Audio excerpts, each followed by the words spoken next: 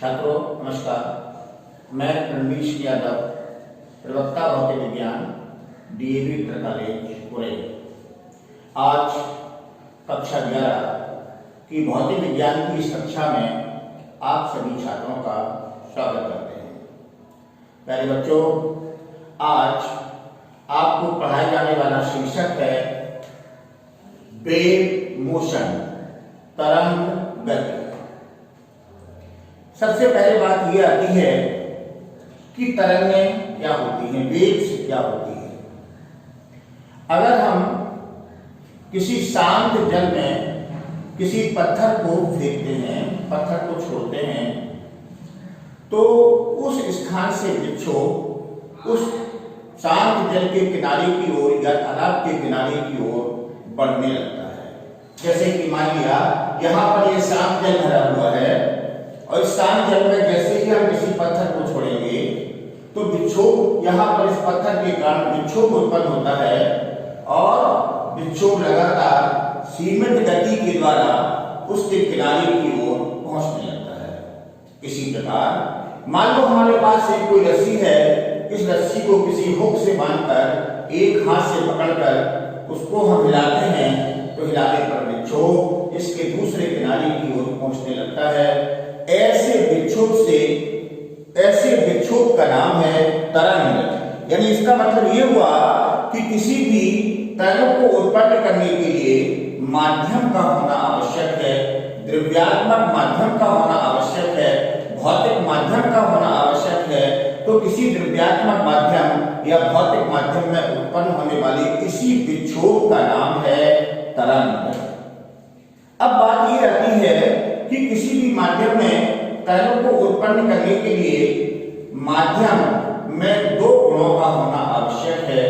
Number 1 माध्यम की प्रत्यास्था और नंबर 2 माध्यम का जड़त्व। इन दोनों गुणों के बगैर किसी भी द्रव्यात्मक माध्यम में या किसी भी भौतिक माध्यम में तरंगों को उत्पन्न नहीं किया जा सकता।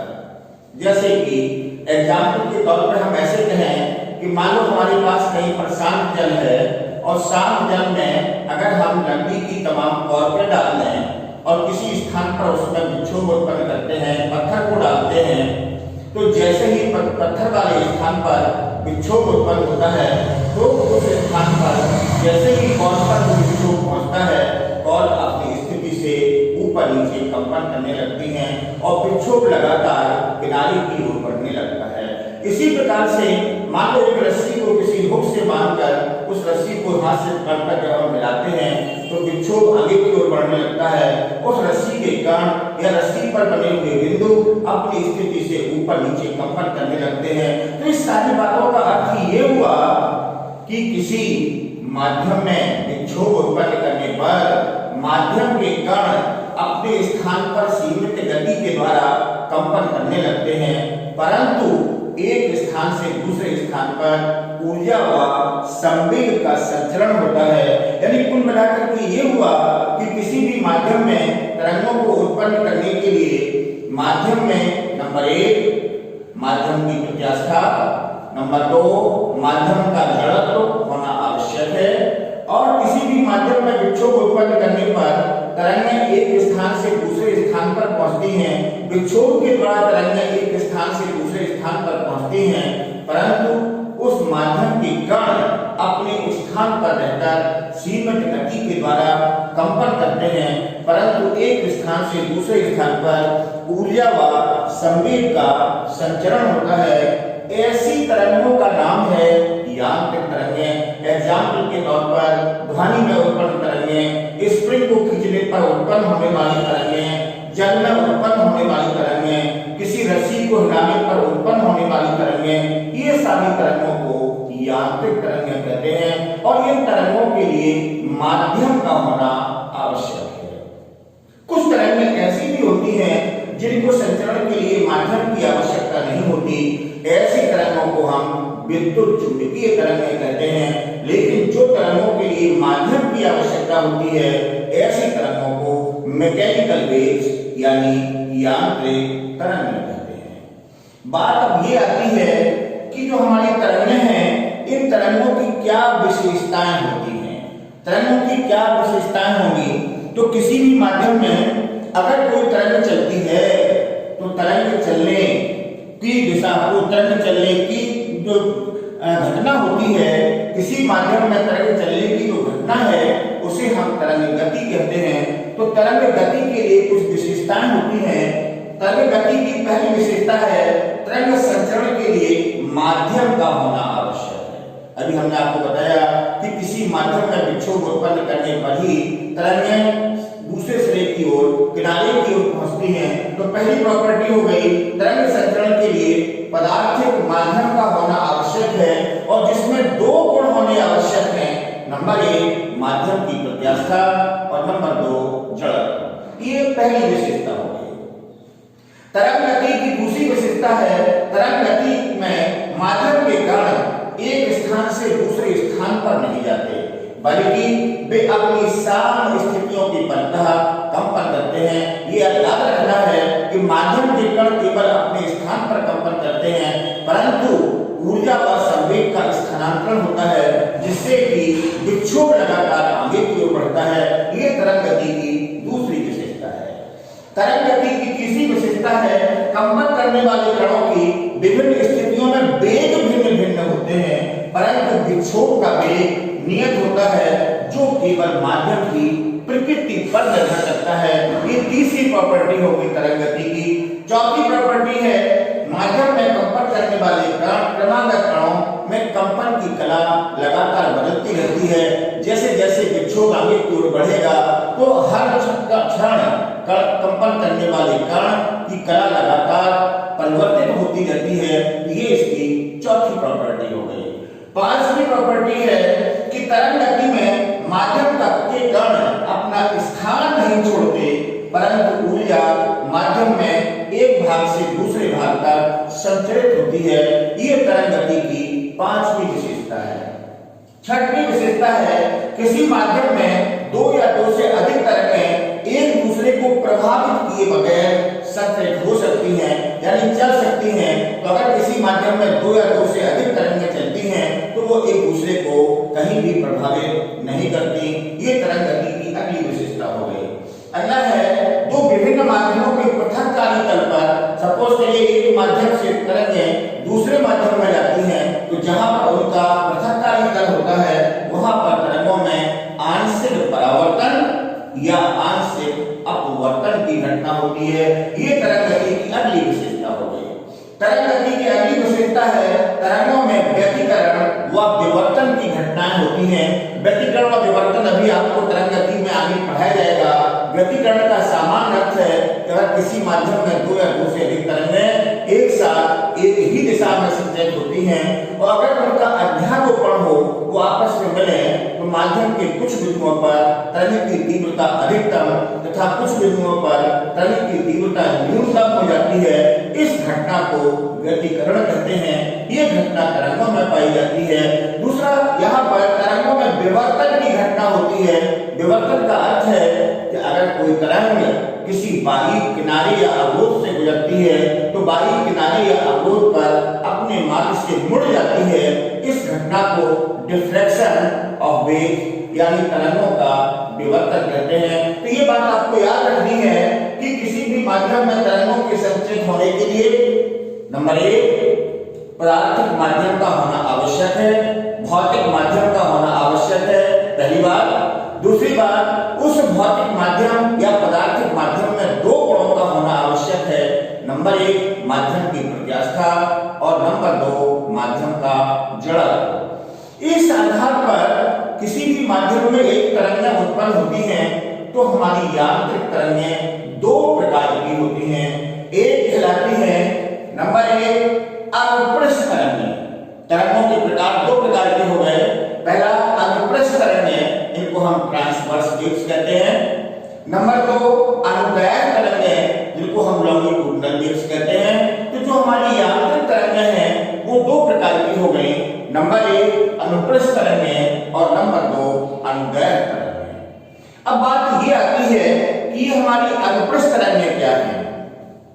अगर हमारे पास कोई भी द्रव्यात्मक माध्यम है और उस माध्यम में हम विक्षोभ उत्पन्न करते हैं तो माध्यम के कण तरंग के चलने के लंबवत दिशा में कंपन करने लगते हैं, तो ऐसी तरंगों को अनुप्रस्थ तरंगें कहते हैं। जैसे कि एग्जाम्पल के तौर पर अगर हम एक रस्सी को किसी हुक से बांधकर दूसरे सिरे को हाथ से पकड़कर हिलाते हैं तो रस्सी में उत्पन्न होने वाली तरंगें अनुप्रस्थ तरंगें होती हैं, क्योंकि तरंगें तो रस्सी की दिशा में कंपन करती हैं, लेकिन माध्यम के कण रस्सी की लंबाई की लंबवत दिशा में ऊपर नीचे कंपन करने लगते हैं, तो ऐसी तरंगों का नाम है अनुप्रस्थ तरंगें। यहाँ पर देखिए, ये हमारे पास मान लिया तो यहाँ पर अनुप्रस्थ तरंगें उत्पन्न की गई, तो अनुप्रस्थ तरंगें उत्पन्न करने पर तरंग की संचरण की दिशा यहाँ की ओर है और माध्यम के कण तरंग के चलने के लंबवत ऊपर नीचे इस प्रकार से कंपन करने लगते हैं। ऐसी तरंगों का नाम है अनुप्रस्थ तरंगें। लेकिन जब भी कभी किसी माध्यम में अनुप्रस्थ तरंगें उत्पन्न की जाती हैं तो माध्यम का दृढ़ होना आवश्यक है। यानी इसका अर्थ ये हुआ कि अनुप्रस्थ तरंगों को केवल दृढ़ माध्यमों में ही उत्पन्न किया जा सकता है, जैसे कि ठोस माध्यम में या द्रवों के तलों पर ही अनुप्रस्थ तरंगों को उत्पन्न कर सकते हैं। कभी भी किसी द्रव्य के अंदर या गैस या वायु में अनुप्रस्थ तरंगों को उत्पन्न करना संभव नहीं है। अगर हम किसी भी माध्यम में अनुप्रस्थ तरंगें उत्पन्न करते हैं तो माध्यम के कुछ कण अपनी साम्य स्थिति से ऊपर की ओर कंपन करते हैं, कुछ कण अपनी साम्य या माध्य स्थिति से नीचे की ओर कंपन करते हैं। ऊपर के अधिकतम विस्थापन वाला बिंदु, जैसे कि यहाँ पर ये बी पॉइंट दर्शाया गया, ऊपर के अधिकतम विस्थापन वाले बिंदु को तरंग स्रंग व नीचे के अधिकतम विस्थापन वाले बिंदु को तरंग गत कहते हैं। तो यहाँ पर बी व एफ तरंग स्रंग होंगे और डी व एच तरंग गत होंगे। एक बात को और याद रखना है कि जब किसी भी माध्यम में अनुप्रस्थ तरंगें उत्पन्न होंगी तो क्रमशः दो तरंग स्रंगों या क्रमशः दो तरंग गर्तों के बीच की दूरी को वेवलेंथ यानी तरंग दैर्घ्य कहते हैं। और इन तरंगों में माध्य स्थिति से एक ओर की अधिकतम विस्थापन, चाहे ऊपर की ओर विस्थापन ले लें चाहे नीचे की ओर का अधिकतम विस्थापन ले लें, तो एक ओर के अधिकतम विस्थापन को आयाम कहते हैं। तो ये हो गया तरंगों का पहला प्रकार, जिसे हम कहते हैं ट्रांसवर्स वेव यानी अनुप्रस्थ तरंगें। और इसमें आपको विशेष बात ये रखनी है कि अनुप्रस्थ तरंगें केवल दृढ़ माध्यमों में ही उत्पन्न की जा सकती हैं, पहली बात। दूसरा, इस माध्यम में जब भी तरंगें उत्पन्न होती हैं तो माध्यम के कण तरंग संचरण के लंबवत दिशा में कंपन करते हैं। ऐसी तरंगों को अनुप्रस्थ तरंगें कहते हैं। तरंगों का दूसरा प्रकार है, उसे कहते हैं लॉन्गिट्यूडिनल वेव्स यानी अनुदैर्घ्य तरंगें। अगर हम किसी त्रिज्यात्मक माध्यम में कोई विक्षोभ उत्पन्न करते हैं तो माध्यम के कण तरंग के चलने की दिशा में या चलने के अनुदिश कंपन करने लगे तो ऐसी तरंगों का नाम है लॉन्गिट्यूडिनल वेव्स यानी अनुदैर्घ्य तरंगें। जैसे कि अगर हम स्प्रिंग को इस सिरे से बांधकर दूसरे सिरे से हाथ से पकड़कर खींचते हैं, ये सामने आपका फिगर बना हुआ है, यहाँ पर स्प्रिंग को हमने यहाँ हुक से बांध लिया और दूसरे सिरे को हाथ से पकड़ खींचते हैं तो स्प्रिंग की कड़ियां एक दूसरे से या तो पास आती हैं या दूर जाती हैं। जहां पर कड़ियां पास पास आती हैं उन बिंदुओं को कहते हैं संपीड़न बिंदु, और जहां पर कड़ियां एक दूसरे से दूर दूर जाती हैं उन्हें कहते हैं विलयन बिंदु। यानी इसका मतलब कि तरंग के संचरण की दिशा में संपीड़न व विलयन बनते हैं।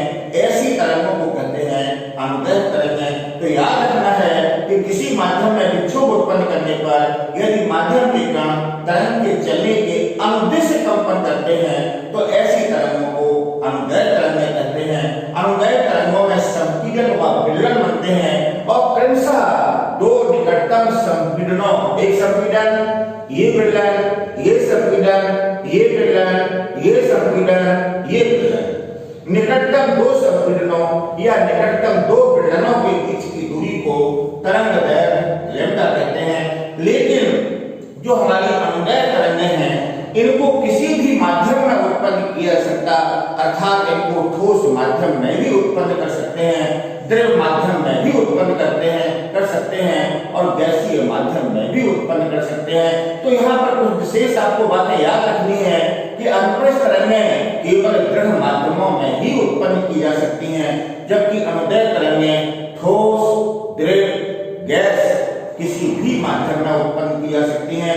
दूसरा एक विशेष अंतर हो गया कि अनुप्रस्थ तरंगों में माध्यम के कण तरंग के चलने की लंबवत दिशा में कंपन करते हैं, जबकि अनुदैर्घ्य तरंगों में माध्यम के कण तरंग के चलने के अनुदिश कंपन करते हैं। तीसरा एक मुख्य अंतर हो गया कि अनुप्रस्थ तरंगों में प्रत्येक बिंदु पर दाब व घनत्व का मान समान होता है, जबकि अनुदैर्घ्य तरंगों में संपीड़न और वाले बिंदुओं पर दाब व घनत्व सामान्य से अधिक, जबकि विलयन वाले बिंदुओं पर दाब व घनत्व का मान सामान्य की तुलना में कुछ कम होता है। तो इस प्रकार से दो प्रकार की तरंगों के प्रकार हो गए, एक अनुप्रस्थ तरंगें और दूसरा अनुदैर्घ्य तरंगें। अभी आपने इससे पहले पढ़ा कि हमारी तरंगें दो प्रकार की होती हैं, एक अनुप्रस्थ तरंगें और दूसरा अनुदैर्घ्य तरंगें। और दोनों में आपको बताया कि अनुप्रस्थ तरंगों में माध्यम के कण तरंग के चलने की लंबवत दिशा में कंपन करते हैं, जबकि अनुदैर्घ्य तरंगों में माध्यम के कण तरंग के चलने के अनुदिश कंपन करते हैं। अब बात आती है इस तरंग से संबंधित कुछ विशेष परिभाषाएं हैं, जैसे कि नंबर 1 आयाम। मान लो हमारे किसी माध्यम में ये अनुप्रस्थ तरंग उत्पन्न की जाती है, तो माध्यम के कण अपनी साम स्थिति से एक और अधिक से अधिक जितना विस्थापित होते हैं, इस अधिकतम विस्थापन को आयाम 1 कहते हैं। तो पहला हो गया आयाम, माध्यम में तरंग के संचरित होने पर माध्यम के कण अपनी साम या माध्य स्थिति से एक और अधिकतम जितना विस्थापित होते हैं, उस अधिकतम विस्थापन को आयाम कहते हैं। यहाँ पर ये यहाँ से यहाँ तक आयाम ए हो गया, ये यहाँ से यहाँ तक आयाम ए हो गया। दूसरा है आवर्तकाल।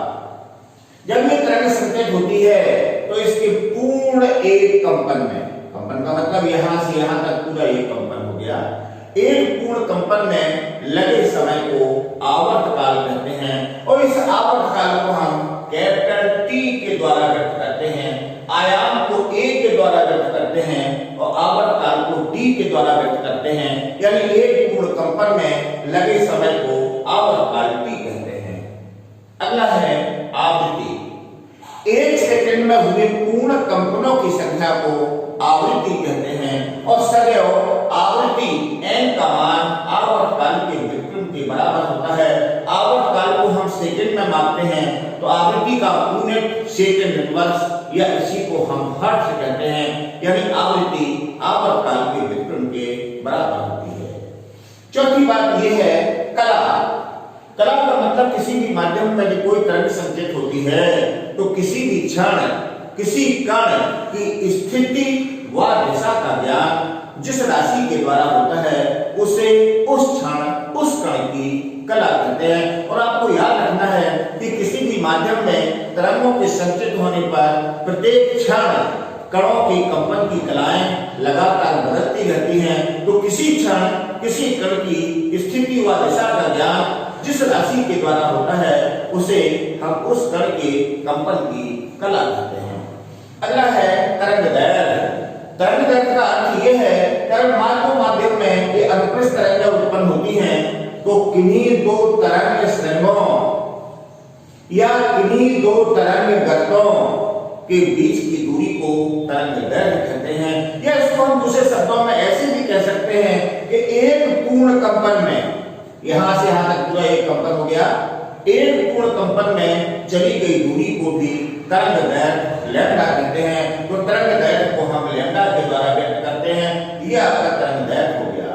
तरंगचाल। तरंगचाल का अर्थ यह है कि एक सेकंड में किसी तरंग के द्वारा जो दूरी तय की जाती है उसे हम तरंगचाल कहते हैं। यानी किसी भी तरंग के द्वारा एक सेकंड में तय की गई दूरी को तरंगचाल कहते हैं। तो ये कुछ तरंग से संबंधित मुख्य परिभाषाएं हैं, इनको आपको याद रखना है।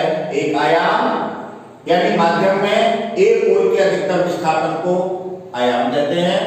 आवर्तकाल एक पूर्ण कंपन में लगे हुए समय को आवर्तकाल कहते हैं। आवृत्ति, एक सेकंड में हुई कंपनों की संख्या को आवृत्ति कहते हैं और आवृत्ति सदैव आवर्तकाल के व्युत्क्रम के बराबर होती है। कला, किसी क्षण किसी कण की स्थिति व दशा का ज्ञान जिस राशि के द्वारा होता है उसे कला कहते हैं। तरंगदैर्घ्य, दो क्रमशः तरंग स्ट्रिंगों या दो तरंगदैर्घ्यों के बीच की दूरी को तरंगदैर्घ्य कहते हैं और एक सेकंड में तय की गई दूरी को तरंगचाल कहते हैं। तो हम यहाँ पर तीन बातें हैं, तरंगचाल, आवृत्ति और तरंगदैर्घ्य, इसके बीच में हम एक रिलेशन भी स्थापित कर सकते हैं। तो अगला है तरंगचाल, आवृत्ति व तरंगदैर्घ्य में संबंध।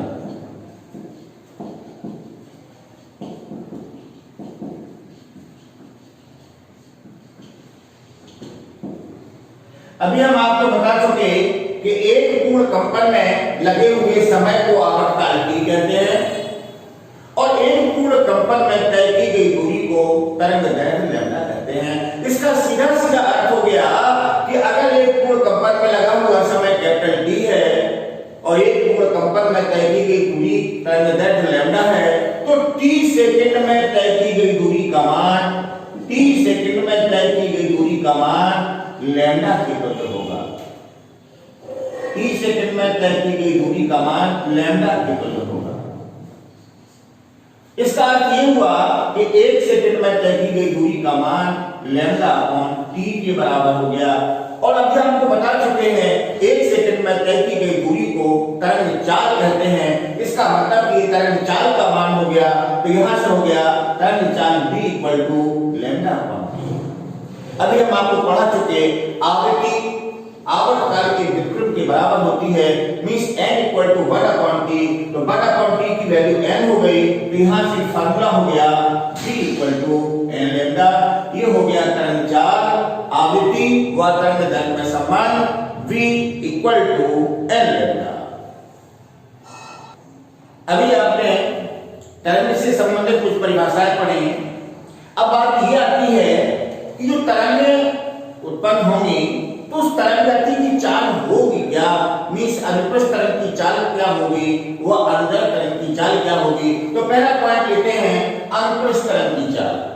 अभी हम आपको बता चुके अनुप्रस्थ तरंगें केवल दृढ़ माध्यमों में ही उत्पन्न की जा सकती हैं, अर्थात ठोस माध्यम या द्रव के तलों पर ही उत्पन्न की जा सकती हैं। तो अगर कोई माध्यम ठोस होगा तो दृढ़ होगा तो कंफर्म है कि उसका घनता गुणांक होगा। यदि किसी ठोस माध्यम का घनता गुणांक ईटा व उस माध्यम का घनत्व d हो तो उस माध्यम में अनुप्रस्थ तरंग की चाल का मान सदैव v equal to under root eta upon d के तुल्य होता है। याद रखें, यदि किसी ठोस या दृढ़ माध्यम का घनता गुणांक ईटा व उस माध्यम का घनत्व d हो तो उस माध्यम में अनुप्रस्थ तरंग की चाल सदैव v equal to under root eta upon d के तुल्य होती है। मान लो कि हम अनुप्रस्थ तरंग किसी लचीली डोरी में उत्पन्न करते हैं, तो लचीली डोरी का कंफर्म एक तनाव होगा। इस लचीली डोरी का तनाव कैपिटल D व लचीली डोरी के प्रति एकांक लंबाई का द्रव्यमान स्मॉल m हो तो लचीली डोरी में अनुप्रस्थ तरंगों को उत्पन्न करने पर तरंग चाल का मान v equal to under root t upon small m के तुल्य होता है। t है डोरी का तनाव बल व स्मॉल m है प्रति एकांक लंबाई का द्रव्यमान। मींस एकांक लंबाई के द्रव्यमान का मतलब अगर डोरी का कुल द्रव्यमान है व कुल लंबाई l हो तो एकांक लंबाई का द्रव्यमान small m equal to capital M upon L के तुल्य होगा। m है डोरी का कुल द्रव्यमान। अगर हम मान लें कि डोरी की त्रिज्या r है, उसकी लंबाई l है, उस डोरी के माध्यम का घनत्व d है, तो द्रव्यमान बराबर हो जाएगा पाई r square l into d upon l हो गया। द्रव्यमान बराबर आयतन इनटू घनत्व, आयतन हो गया पाई r स्क्वायर l, घनत्व d हो गया, तो स्मॉल m की value pi r square l into d upon l। यहाँ पर स्मॉल m की वैल्यू का मान पाई r स्क्वायर d हो गया। अगर स्मॉल m की वैल्यू को यहाँ पर अप्लाई करें तो अनुप्रस्थ तरंग की चाल का मान v इक्वल टू √t/πr²d। इस फॉर्मूले के द्वारा भी हम किसी लचीली डोरी में अनुप्रस्थ तरंग की चाल को ज्ञात कर सकते हैं। यहाँ ध्यान दें t है तनाव बल और πr² हो गया डोरी के अनुप्रस्थ का क्षेत्रफल और बल व क्षेत्रफल के अनुपात को प्रतिबल कहते हैं। तो इसी फॉर्मूले को हम ऐसे भी लिख सकते हैं b इक्वल टू √ प्रतिबल बटे घनत्व। इनमें से किसी भी फॉर्मूले का उपयोग करके हम किसी लचीली डोरी में अनुप्रस्थ तरंग की चाल को ज्ञात कर सकते हैं। तो किसी लचीली डोरी में अनुप्रस्थ तरंग की चाल के 3 फॉर्मूले याद रखने हैं। पहला v इक्वल टू √t/m। यहाँ पर याद रखें m है डोरी की एकांक लंबाई का द्रव्यमान, t है डोरी का तनाव बल। दूसरा हो गया अगर डोरी की त्रिज्या r व उसके पदार्थ का घनत्व t हो तो v इक्वल टू √t/πr²d। अगर डोरी में उत्पन्न प्रतिबल लिया जाए तो अब घनत्व का मान d है तो कर्सर में दूसरा फार्मूला हो गया v इक्वल टू √ प्रतिबल बटे घनत्व, क्योंकि t/πr² का मान प्रतिबल के बराबर हो जाएगा। फिर में से किसी भी फार्मूले का इस्तेमाल करके हम किसी लचीली डोरी में अनुप्रस्थ तरंग की चाल को ज्ञात कर सकते हैं। इस प्रकार से आज की कक्षा बच्चों यहीं पर समाप्त करते हैं। आज की कक्षा में हमने आपको वेव मोशन तरंग गति के बारे में बताया और इसे कुछ पॉइंट्स आप याद रखें। हमने आपको बताया तरंगों के लिए माध्यम का होना आवश्यक है। माध्यम में 2 गुणों का होना आवश्यक है, एक माध्यम की प्रत्यास्था और दूसरा माध्यम का जड़त्व। बगैर माध्यम व माध्यम में इन दोनों गुणों के बगैर किसी भी माध्यम में यांत्रिक तरंगों को उत्पन्न करना संभव नहीं है। जो हमारी यांत्रिक तरंगें हैं वो 2 प्रकार की होती हैं, एक अनुप्रस्थ तरंगें, दूसरा अनुदैर्ध्य तरंगें। अनुप्रस्थ तरंगें केवल दृढ़ माध्यमों में ही उत्पन्न की जा सकती हैं, अनुदैर्ध्य तरंगें प्रत्येक माध्यम में उत्पन्न की जा सकती हैं और अनुप्रस्थ तरंग की चाल के लिए दृढ़ता का होना आवश्यक है। इसलिए किसी ठोस माध्यम में चाल का मान v इक्वल टू √η/d के तुल्य होगा। और किसी लचीली डोरी में अनुप्रस्थ तरंगें उत्पन्न की जाए तो v इक्वल टू √t/m के तुल्य होगी। इस सारी चीजों को आप सब लोग अच्छे से तैयार करेंगे और अगले क्लास में इसके आगे आपको पढ़ाया जाएगा।